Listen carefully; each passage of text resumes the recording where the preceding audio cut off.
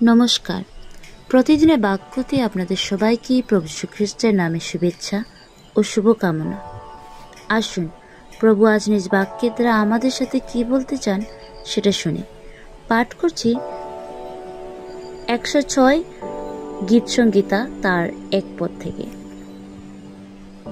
তোমরা সদা প্রভুর প্রশংসা করো, সদা প্রভু স্তব করো, কেননা তিনি মঙ্গলময়, তাহার দয়া অনন্তকাল স্থায়ী। প্রভু নিজ বাক্যের দ্বারা আমাদের সকলকে আশীর্বাদ যুক্ত করুন, আমেন। প্রিয়জন, আজকে এই বাক্যের দ্বারা প্রভু আমাদের সাথে কি বলছেন সেটা আপনি আর আমি স্পষ্টভাবে বুঝতে পারছি। তিনি বলছেন যে আমরা যেন প্রভুর স্তব করি, প্রভুর স্তুতি করি, উনার প্রশংসা করি। কেন করি?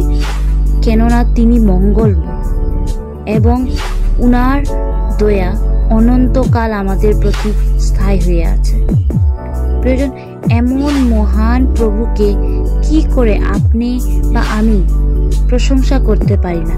কি করে আপনি বা আমি স্তব করতে পারি না? প্রয়োজন আজকে নিজের জীবনকে যাচে দেখুন, কি আপনি নিজের জীবন থেকে প্রভুর প্রশংসা করছেন, কি আপনি নিজের জীবন থেকে প্রভুর স্তব করছেন।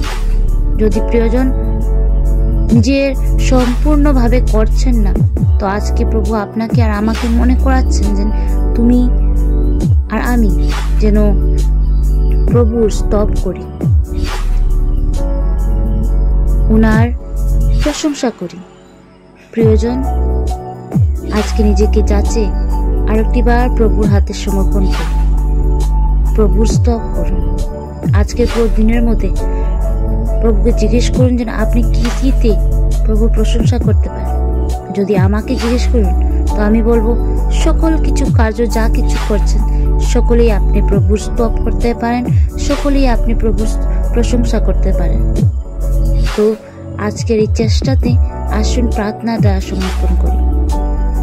দয়ালু পিতা, তোমার চরণতলে আসি শ্রী প্রভু, ধন্যবাদ দিই বাক্যের দ্বারা আরেকটিবার আমাদেরকে মনে করাবার জন্য যে আমাদের তোমাকে স্তব এবং প্রশংসা করা অনেক দরকার আর কত প্রয়োজন তা জানিয়ে দেওয়ার জন্য ধন্যবাদ পিতা। পিতা আমাদেরকে সাহায্য করো যেন আমরা নিজের হৃদয় থেকে তোমার প্রশংসা করতে পারি। আজকের প্রতিদিনের কার্যকে তোমার হাতে সমর্পণ করি। ধন্যবাদের সাথে এই বিনতিকে প্রভু যীশু খ্রিস্ট তোমার নামে চাই, আমেন। আপনাদের সবার দিন শুভ হোক। নমস্কার।